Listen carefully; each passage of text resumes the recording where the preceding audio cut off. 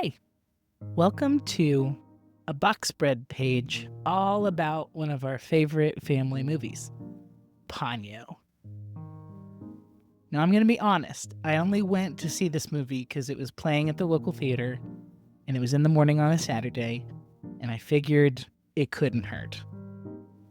I'm not even sure I really liked it while we were watching it, but let me tell you, once a kid sees a movie, they need to see it again and again. So we watched it again and again at home. And I gotta say, I really came around. I really like this movie now. The first thing that I'm doing is filling up this spread with smaller boxes. I took this idea from somebody on Reddit who was posting all their box spreads, and they were just so glorious. And I found it gives me so much practice per page that, boom, I just do this all the time instead of scrolling my phone while I'm out and about around town. And I feel like my drawing's improved. I've been doing this maybe a year and a half now. I'm not really thinking through anything as far as where the boxes go or what the order is.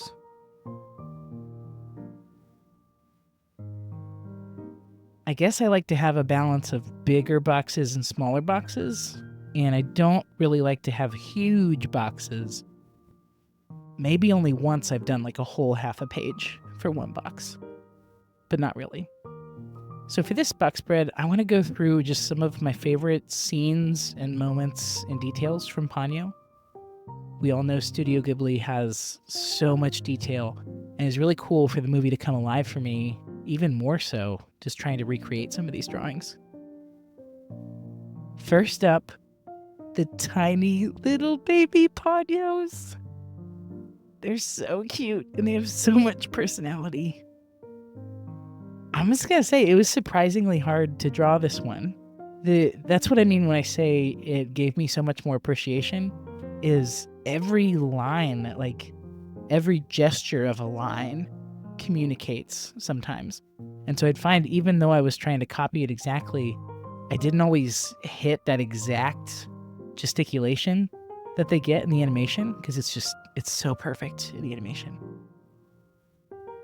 Next up, I have the mother. I wanted to just focus in on the detail of her headpiece. I thought that was really cool.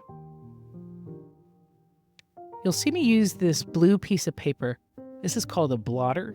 I had no idea what this was until I did a Reddit Christmas exchange, and somebody included a bunch of vintage blotting papers, and I had to Google what it was. I didn't know right away. I thought it was just like a fabric-y postcard.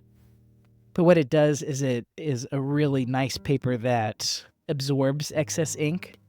And so before you close a notebook or before you move on to a page, you use the blotter on it, and I'll just make sure things don't smear. You can see for this, I was a little too excited, so there is some smearing, but for the rest of the time, sometimes I'll put the blotter down so that I can rest my hand on it and not mess up whatever's happening. I tend to like waterproof inks just because of the smudging. So this is Diatramentis Document Black, and I'm using my E95S window pane pilot nib. And this is a fine nib. I really like the fine for sketching. Next up, I thought we'd do a little bit of scenery. So after I fill in the stone, moved on to the house, and I wanted to get just this window section that was cool. When I'm doing these, I'm kind of thinking big picture to make sure there's enough detail so it's interesting to look at. So you'll see with this house, I kind of shrink the back of the house just a little bit and bring the walls into the pane, even though in the actual picture you can see there's a lot more distance for all of it. And then same with the mother. I didn't want that blank space to the right, so I just added some stars and spots. One thing I love most about Studio Ghibli movies is just all the silence. I feel like kids' movies never have enough silence. So with Ponyo and a couple of the other ones, you'll just have 10 and 15 second silence of just looking at nature. It's really beautiful. I find I'm never stressed after watching these movies. Next up, we have some smaller boxes. I'm not really thinking things through when I choose what goes where. I'm just thinking what might make a cool snippet or a cool scene. So first up, we got a little puffer fish. And again, with detail for Studio Ghibli, the eyes convey so much. So there's just this little fish. It has so much personality because of that one big eye and the angle of how it looks. It was really fun to think about. I added some texture for the water just to be fun. And then we got this weird looking, I guess it's a horseshoe crab.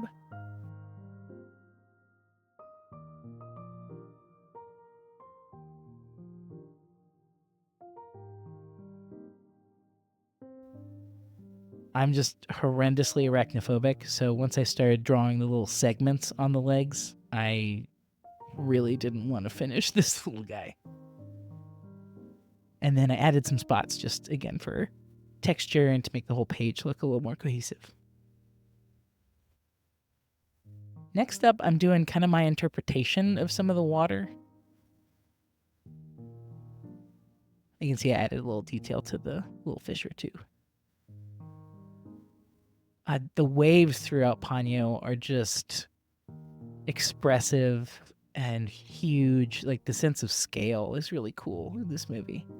So I'm just doing a little bit of my interpretation on that and adding some texture in the water. I didn't show Ponyo running. I just don't think there was enough room to fit all of that.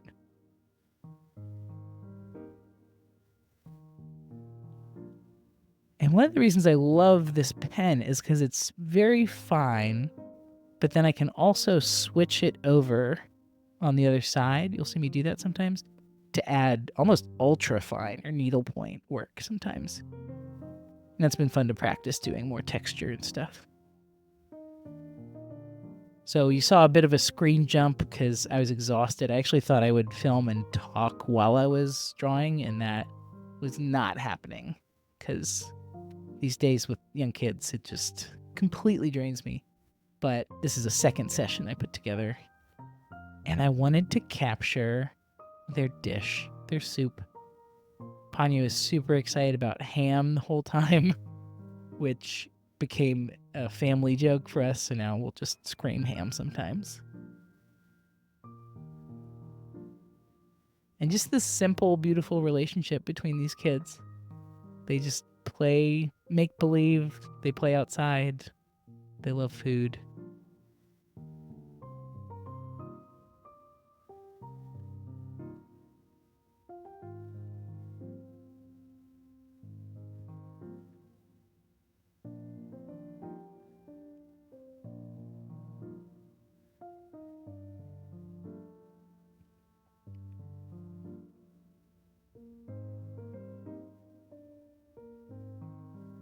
After a little detail, now we'll get to a bit more of Ponyo's face. And this one, I guess we'll see if you agree with me, but I don't care for how the eyes came out. I feel like this could have been the epic, really recognizable box, but I kind of messed up the eyes. But it's fine. That's the cool part, is there's so many opportunities on every page that even if one comes out not quite perfect, I can still be proud of the whole thing. So again, this is another iconic Ponyo moment or picture when she's running.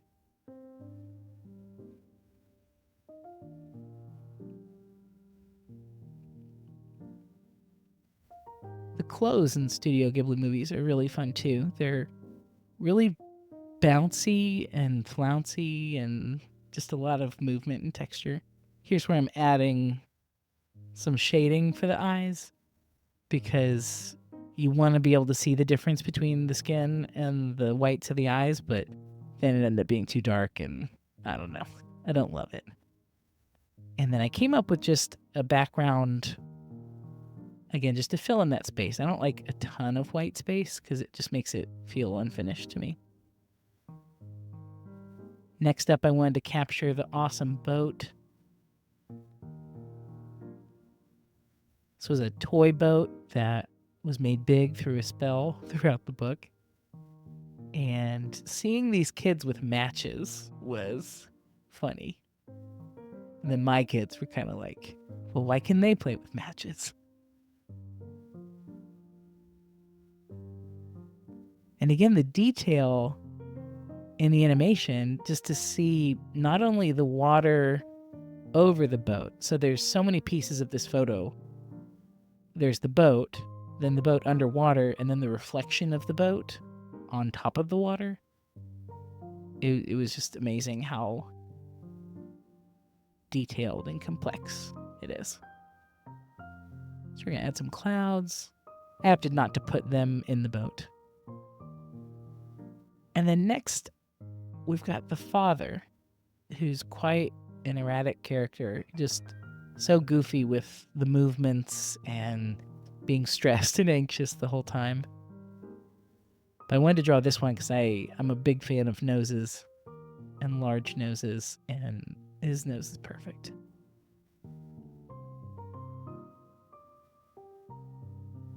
Also makes me realize we just don't have enough capes in society. I feel like we should wear capes more.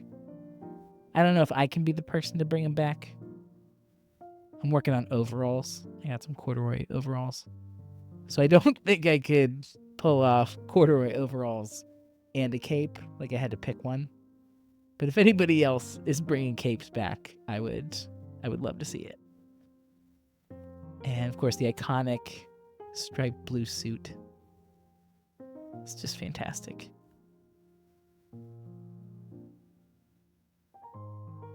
I'm going to add a little bit of the mother and then some stars and stuff between them.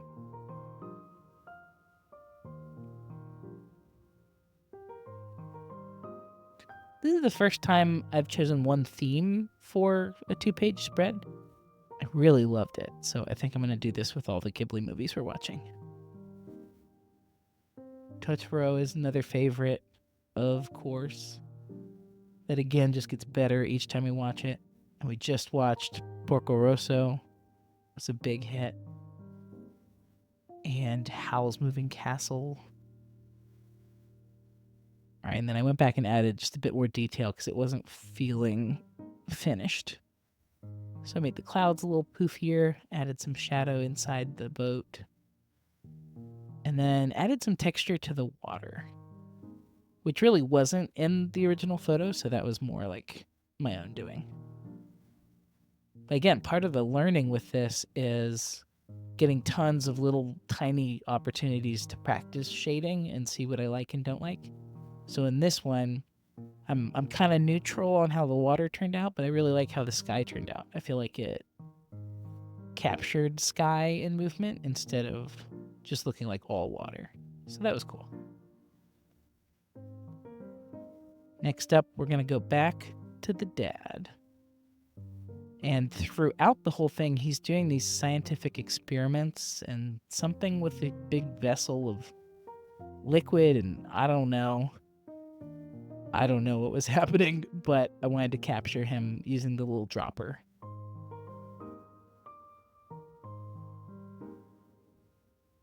And how just strange his hands looked. It was really cool. I've really enjoyed drawing glass lately, because I've realized you draw the vessel, like the outside of the vessel, and then a really thin line on the inside that kind of represents the glass, and ends up looking pretty neat.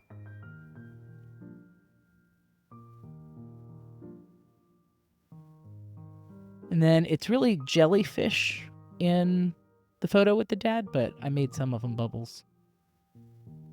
All right, then we come back to another iconic Ponyo, and this is Ponyo as a half fish in the bucket. And again, the eyes were just so expressive. It was so cool. With this one, I really worked hard to get the angle right and the expression right, so I'm really pleased. Then the layers and layers. So like parts of Ponyo are underwater, but the water's clear. So how they represented that with blue and just lines is really cool. Doing this let me appreciate how talented the illustration was and just how comprehensive. Which, of course, that's why we love the movies, but you just really feel it when you're recreating it line by line. I never had like formal art stuff, so maybe it's more normal to like study the great masters and reproduce the stuff they do, but this might be the first time I've really reproduced something else outside of like a trace here or there, like using tracing paper or something. So I think this is where I really started to get it. And you can see I got the blotter paper under my hand because I just don't want like hand oils and stuff to compromise the rest of it. As I start the chicken Ponyo. I'm usually starting with the shape of the face. I don't know if that's good or bad. That's just like the biggest reference piece I kind of find first is where do the eyes go? It's also really cool to realize noses throughout the piece. They're often just a little wisp of something or another. Like it's just like this little slash, unless it's a profile view. I noticed that with the mother and Ponyo and like all the different scenes. So you'd think you have to draw this big nose, but it's really just, it's like 2 commas. And again, that flouncy dress is super cool. I wish I had gotten the chicken feet in it. I thought I was going to do that, but I made the face too big. And adding some spots for the back. All right, just a couple more to go. First, the car. This probably isn't a recognizable thing for most people from this movie, but the movement of the car and the stress that they communicated with how that car was driving just sticks out to me every time. Maybe I'm just too sensitive. But you can kind of see how the whole car lurches, but the wheels are relatively on the ground. And then you've got that big water scene and marina in the back. I've driven on roads like that, maybe just in college. It was in the Shenandoahs, and so getting to certain spots, it might be just a 1-lane or whatever. I wasn't racing down it, of course, but those kind of roads are fun. Next up, we got a fish. This is probably the only one I'd call like, I mean, we all judge our own work really harshly, right? So maybe not a failure, but I don't feel like I captured this fish. I wish the fish had been cooler. It's kind of like I gave it more of a snout, and it should have been rounded. I don't know. I don't know a lot about fish bodies, I guess. The structural parts of a fish. Anyway, that fish is staying. It's fine. And then finally, a grandma.